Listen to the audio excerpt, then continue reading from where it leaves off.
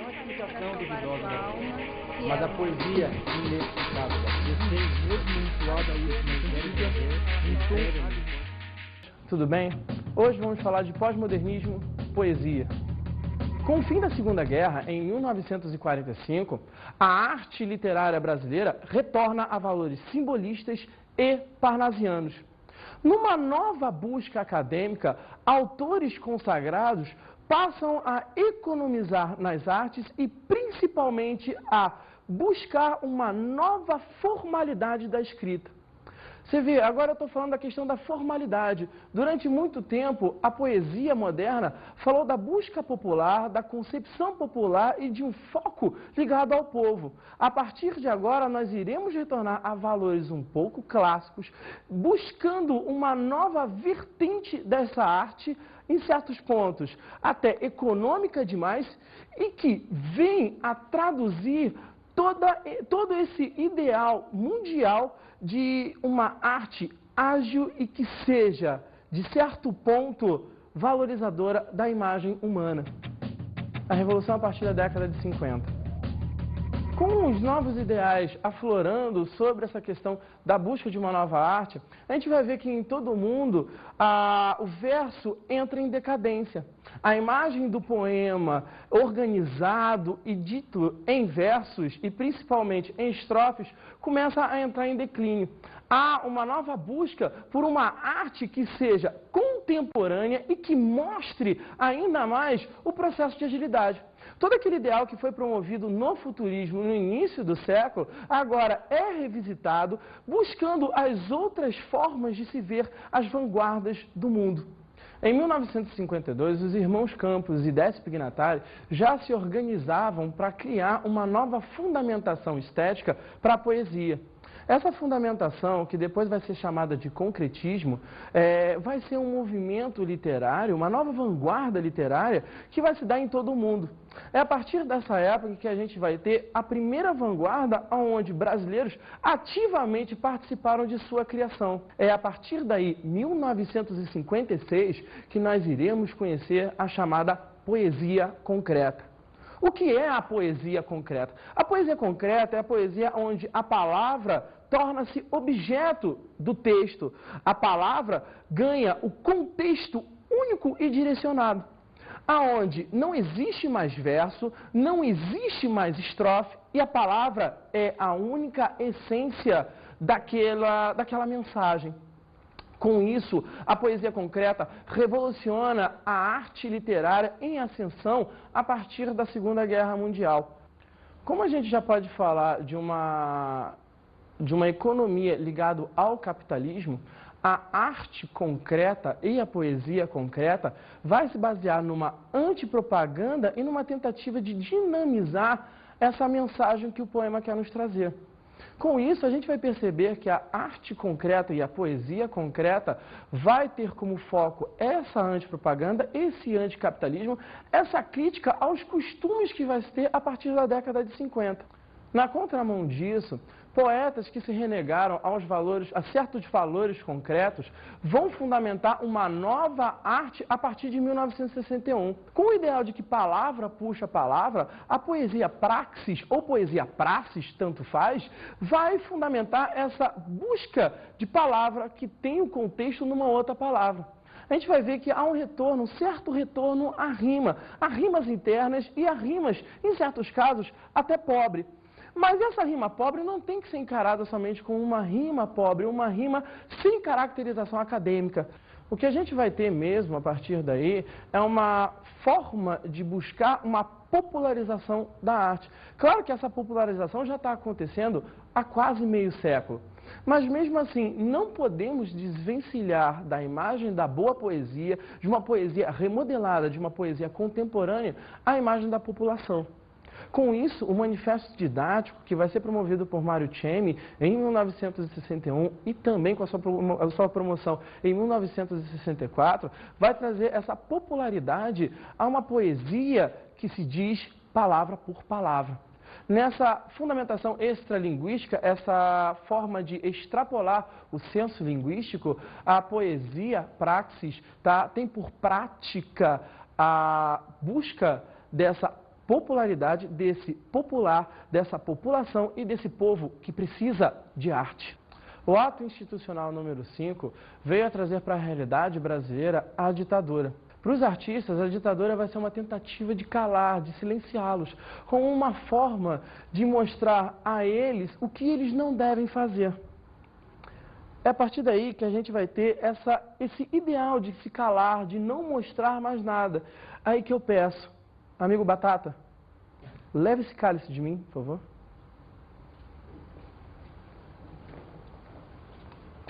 Obrigado.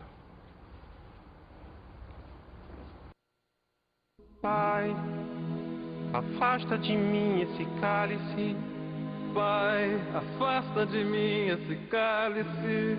Pai, afasta de mim esse cálice de vinho tinto de sangue. Pai, afasta de mim esse cálice. Após esse cálice, a ideia que a gente vai ter é de uma forma de não mostrar aos censores o que a gente queria falar, qual era parte da mensagem que a gente queria passar.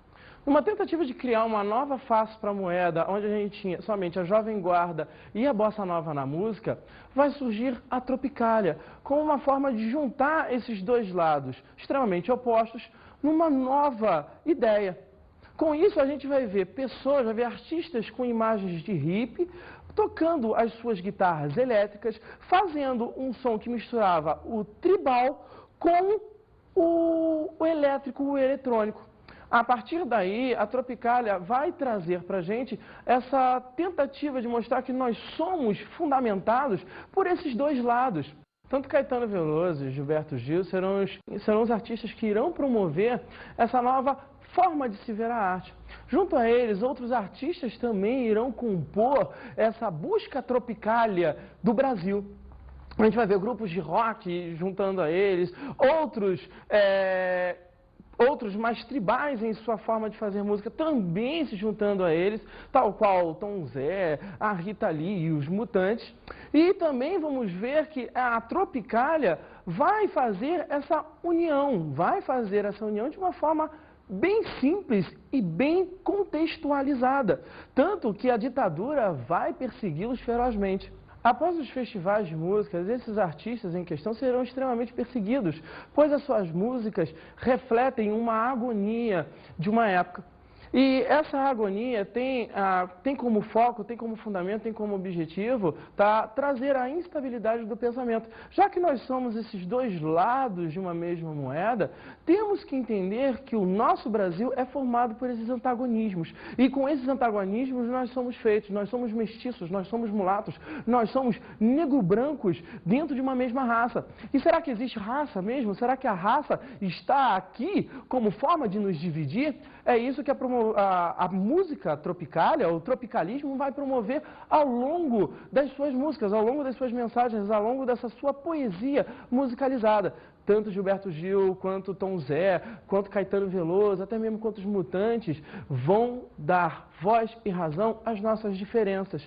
E essas diferenças a gente vai ver com o tempo que elas não existem, elas não fazem parte do nosso cotidiano. Nós apenas a usamos como tentativa de nos desvencilhar, de colocar as classes bem pontuadas, bem distantes. É uma tentativa de formar castas na nossa ordem social. E como os festivais de música, todos eles eram promovidos por jovens, pelos jovens e para os jovens, a juventude daquela época também passou a criticar a Tropicália. Mesmo o pessoal do sem lenço e sem documento ter ganho voz ao longo dessa arte, a gente vai ver que toda uma população ainda vai criticá-los ferozmente também. Então a ditadura acaba também ganhando uma voz de apoio nessa juventude alienada que a Tropicália vai combater. E eles serão exilados em função disso. A poesia concreta. A partir da década de 50, com a revolução nas letras brasileiras, a gente vai ver que as nossas poesias, e principalmente a nossa arte, vai se traduzir numa tentativa de economizar o verso e até mesmo tirá-lo. O verso não vai mais existir, nós não teremos mais a estrofe, nós não teremos mais a poesia tradicional. todo o espaço do papel vai ser promovido, vai ser preenchido por essa poesia que a gente vai chamar de concretismo. O concretismo, numa forma de relembrar o cubismo, o futurismo e o dadaísmo, tem por necessidade promover uma completude, completar todos os espaços do papel dentro do que antes era chamado de arte extremamente acadêmica. E essa excessividade acadêmica vai ser corroborada com esses versos que são mais econômicos, com esses versos que são baseados na palavra. Vejamos esse exemplo aqui de Décio Pignatari. Beba Coca-Cola. Babe cola. Beba coca. Babe cola caco. Caco cola cloaca. Agora vamos ver como é que esses elementos são organizados de forma proposital. Você vê aqui, ó, beba Coca-Cola, olha como é que há uma separação dos espaços, como se formasse aqui um quadrilátero, tá? Depois, babe Coca, há esse espaço aqui como se quisesse passar somente essa mensagem, não há a Coca, há somente a cola. Depois, beba Coca, que é a variação de Coca-Cola, a gente só fala Coca mesmo. Depois, babe, cola, caco, perceba, olha como é que as sílabas aqui são desconstruídas, tá? Há um quiasma desses elementos. O que é o quiasma? Há essa inversão, esse jogo de X aqui, certo? Esse crossing over dos elementos. Aqui também, este caco, tá? Com mensagem daqui, com esse retorno disso, dessa coca, a inversão dessa imagem de coca, aqui nós temos caco. Depois, de novo, caco, que cola, caco, cola, cloaca. A mensagem de cloaca, até mesmo nesse fim de ciclo, tá, nos dá a ideia de que esse fim pode ser ruim, pode ser algo que nos lembre a ideia de cloaca. Dinamismo. Uma outra característica também da poesia concreta é a questão do dinamismo. Se a gente lembrar bem agora do poema de José Lino Greenaway, a gente vai ver que vai e vem, e vai e vem, e vai e vem. Olha o quadrilátero se formando aí também nessa imagem. E vai e vem. E o movimento que não se para, é um movimento ininterrupto da poesia e da mensagem. A ideia do dinamismo é exatamente mostrar essa constante, esse excesso de velocidade. Fruto também característica do nosso futurismo no início do século. A gente não pode deixar de fazer um link, uma união entre os elementos que estão acontecendo agora com o que também aconteceu no início do século XX. A literatura moderna, o modernismo, o pós-modernismo e o contemporâneo são consequências de uma forma de raciocínio. E essa forma de raciocínio, para a gente aqui, vai ser importante, pois a arte moderna é uma arte de remodelação.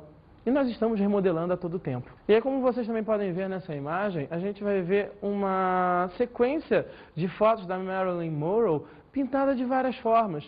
Essa sequência mostra exatamente o excesso do capitalismo. Andy Warhol, um artista norte-americano, é um grande crítico dessa massa capitalista, dessa busca capitalista de comprar, comprar e comprar e comprar e comprar coisas que são consideradas até desnecessárias. Por que nós temos que ser daquela maneira? Por que nós precisamos daquele produto? Por que nós temos que ter aquele elemento? Será que nós precisamos sempre disso? A crítica de Andy Warhol, que também é fruto característico da poesia concreta, se dá por esse anticapitalismo que nós temos que passar. Pare e pensa um pouco. Será que nós precisamos mesmo do celular, do computador ou da televisão? Para que serve o computador, o celular ou a televisão? Pelo menos eu já escutei uma das melhores definições sobre o computador. O computador é uma máquina que serve para resolver problemas que antes nós não tínhamos. A crítica da poesia concreta a esse anticapitalismo se deve também nessa esfera. Será que nós precisamos comprar tudo que está à nossa frente? Quem não se sentiu um pouco angustiado andando num shopping e na tentativa de comprar um celular novo, viu aquele celular que custa mais caro, mas que tem todas as funções que te diferenciariam de um celular tradicional? Você já não sentiu uma angústia na tentativa de comprar esse telefone? A poesia praxis. Numa tentativa de se desvencilhar dos valores concretos, existia um grupo de poetas que, fugindo da estética concreta, vem a criar uma nova forma de poesia, um pouco mais prática, um pouco menos ágil, fazendo retornos de valores das poesias tradicionais e numa forma de extrapolar o senso da mensagem, chega a recriar o valor da palavra. É aí que a gente vai encontrar a questão da poesia praxis, ou poesia praxis. O Manifesto Didático de 1961, coordenado por Mário Cemi, na verdade, esse manifesto foi publicado em 1962, tem como fundamento mostrar os valores da poesia praxis. Didático exatamente por causa dessa questão da organização dos elementos que vão ser considerados da poesia praxis. A palavra considerada extralinguística é exatamente o termo que consegue passar uma mensagem única. Nós não estamos falando de cacofonia, não estamos falando de barbarismo, nós não estamos falando de defeitos da comunicação. Estamos falando de sílabas ou termos ou pequenas concepções, até mesmo a letra que consegue construir uma nova palavra. Vamos ver essa reconstrução da necessidade concreta nessa poesia que a gente vai chamar de praxis. Olha esse exemplo. Fuma, tabaque. Bate, que pança. Dança, curtido corpo. De charco. Em corrupto beiço tensão. Charuto e seu sangue, soca seu peito soca. E eis que ao lado o outro, caboclo bate. Disputa. Um ataque à bronca, ou em bloco, de ronco e lata. E na mão do primeiro, o punhal se empunha. Se ergue, chispando em X-pando, desce, se crava, cavo, na caixa de som, colchão, murcho, coração. Vamos à análise desse poema aqui. Não podemos deixar de ver como esses elementos se organizam ainda em valores concretos. Como a gente pode perceber, há esse espaço aqui. O poema é todo delimitado nesta margem, mas existem espaços que são postos de propósito. Se a gente perceber esse espaço aqui, é como se fosse um parágrafo. Olha o texto narrativo, olha o texto dissertativo, o texto narrativo, o texto em prosa. Bate, que pança. Dança, olha como é que a palavra pança chama por rima dança. Que pança? Dança, curtido corpo. Se. Olha a extralinguagem. Curtido corpo. De charco. Olha a palavra que puxa a palavra. Charco. Em corrupto, beiço, tensão. Charuto, corrupto e seu sangue. Olha a literação. Seu sangue. Soca seu peito, soca seu peito, soca. Olha a batida do coração. Soca seu peito, soca. E eis que ao lado, outro. Caboclo bate, disputa. Olha a briga, olha a batida, olha a disputa mesmo. Um ataque à bronca, ou em bloco, olha a explicação. De ronco e lata. Bronca com bloco, dá ronco e lata. E na mão do primeiro, olha a ênfase aqui. O punhal se empunha. Punhal se empunha. Olha a repetição, olha como é que a palavra aqui puxa essa palavra. Punhal se empunha, se ergue, chispando e em X, olha a extralinguagem de novo, chispando. Você vê, olha só como é que esse termo aqui, essa letrinha, faz a mesma reprodução fonética daqui, ó, em X, pando desce. Se crava, cavo, crava, cavo, palavra puxa palavra, na caixa de som.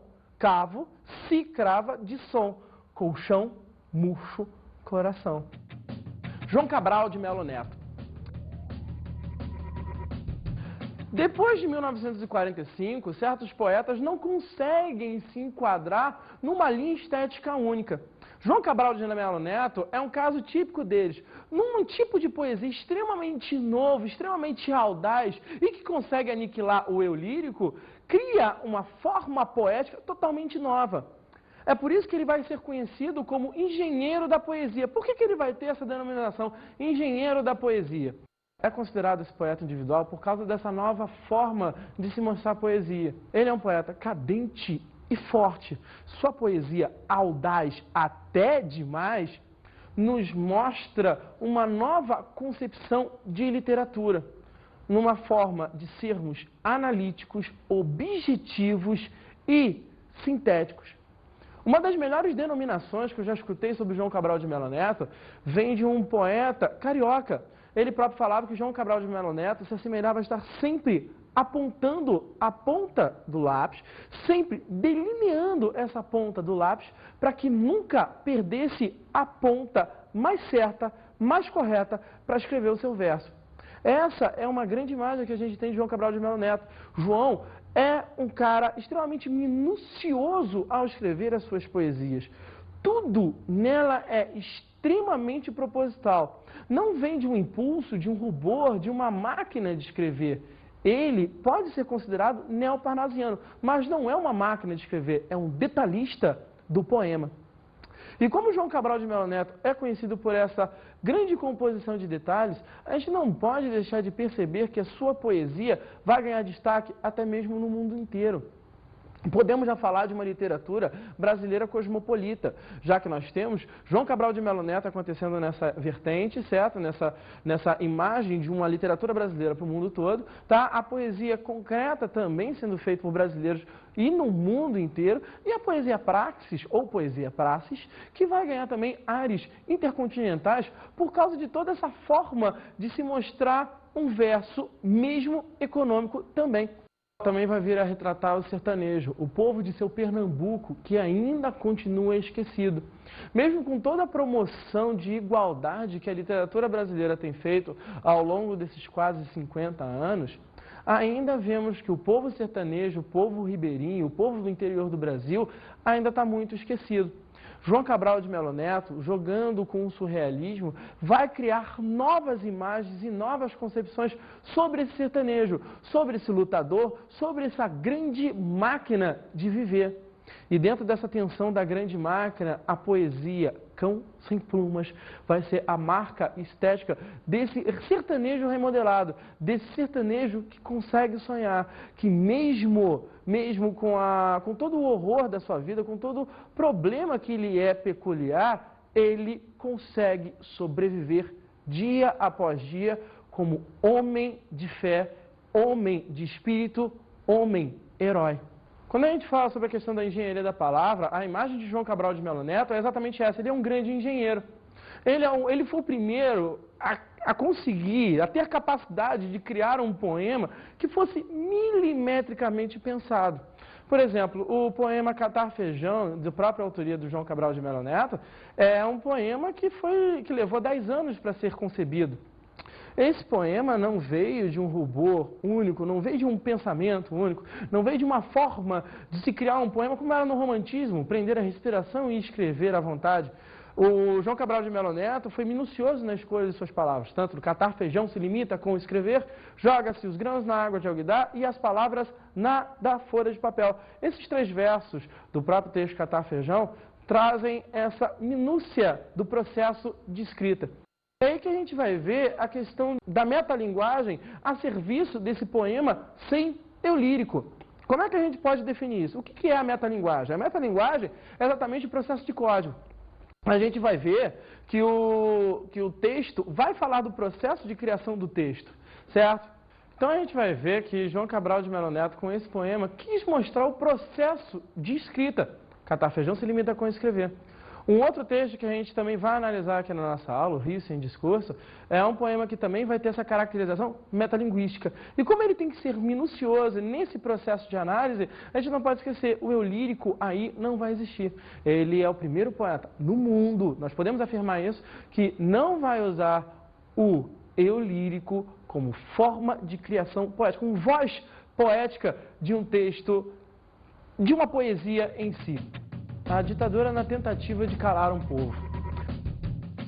A tropicália é uma forma de concepção musical onde os tropicalistas mixavam a imagem do culto com a imagem do popular.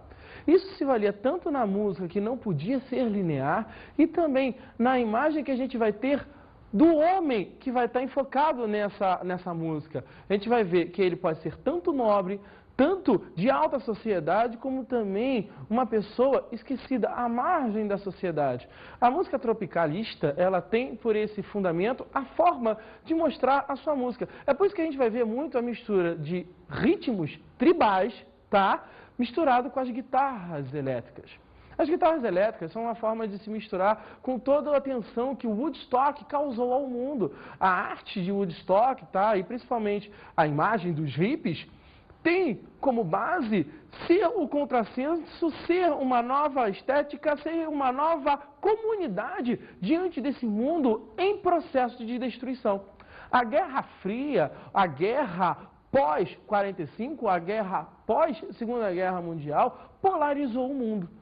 E a arte tropicalista, linkada com a arte dos hippies, é uma forma de criar uma terceira polarização. Com isso a gente vai ver que o homem tropicalista, tá, ele pode ser tão simples quanto o hippie promovia, quanto a tribalidade que o hippie tinha, tá, somado à sofisticação que o homem da classe alta também vai ter.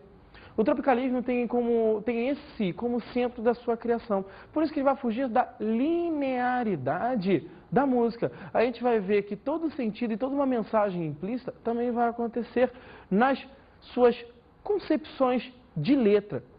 Quando a gente pega caminhando contra o vento, sem lenço e sem documento, a gente não pode deixar de perceber sem lenço e sem documento. LSD, a droga da moda, tá? A droga que os hippies também usavam junto à maconha e toda aquela promoção de liberdade que havia. O homem vai buscar a psicodelia, vai buscar o contrassenso, o extrasenso do sonho, tá? Olha de novo o retorno aos valores surrealistas.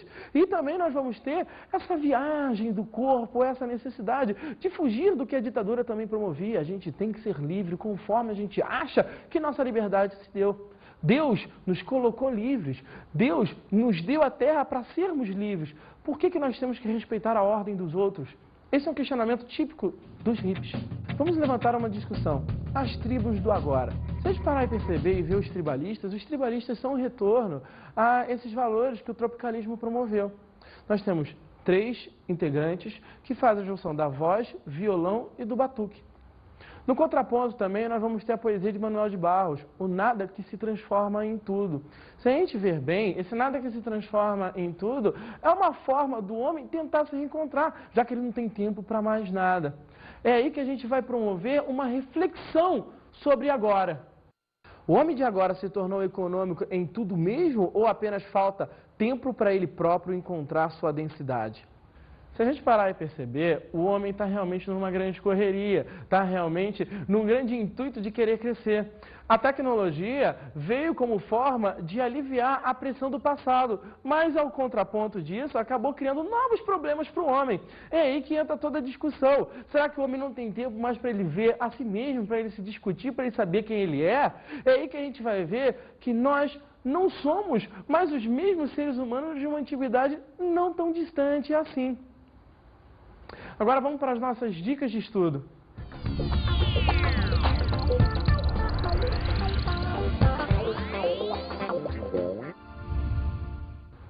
O conselho que eu dou é que vocês possam ler 2 livros o quanto antes. 2 deles do mesmo autor, João Cabral de Melo Neto. O primeiro, Morte e Vida Severina, conhecido também como Alto de Natal Pernambucano. E o segundo, o outro livro que eu cheguei a comentar em nossa aula, Cão Sem Plumas. Não deixe de ler esses 2 livros, ele mostra exatamente a nova forma de vermos o sertanejo. Esse homem que é importante para a existência de todo o nosso Brasil. Tchau, até a próxima.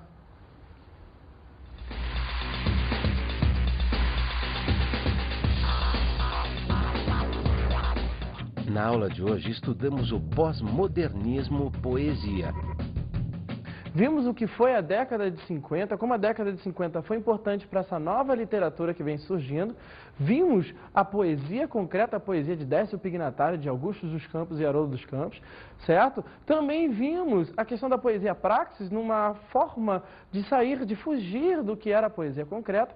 Vimos o que foi a Tropicália de Gilberto Gil e de Caetano Veloso para essa nova música que se promove, essa música de liberdade que se promove na década de 60. Vimos também como a poesia de João Cabral de Melo Neto é importante para essa arte que se forma de um novo conceito, essa arte que se forma em novos parâmetros na literatura. Não deixe de revisar esses pontos o quanto antes. Até a próxima. Não a explicação duvidosa, mas a poesia inexplicável. Esse mesmo entoada aí, em tom.